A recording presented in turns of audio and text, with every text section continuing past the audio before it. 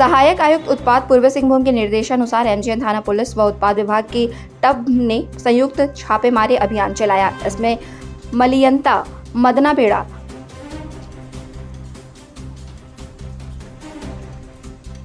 भागा बांधी, पिपला एवं डेमकाडी में चल रहे 5 अवैध महुआ चुलाई भट्टियों को ध्वस्त किया गया। अवैध शराब कारोबारियों के विरुद्ध फरार अभियोग दर्ज किया गया। छापामारी दल ने 7000 किलोग्राम जावा महुआ और 180 लीटर अवैध महुआ शराब बरामद की है। विभाग द्वारा लगातार छापेमारी अभियान चलाया जा रहा है। विभिन्न क्षेत्रों में चल रहे अवैध कारोबार पर अंकुश लगाने को लेकर लगातार कार्रवाई करने की बात अधिकारियों ने कही है।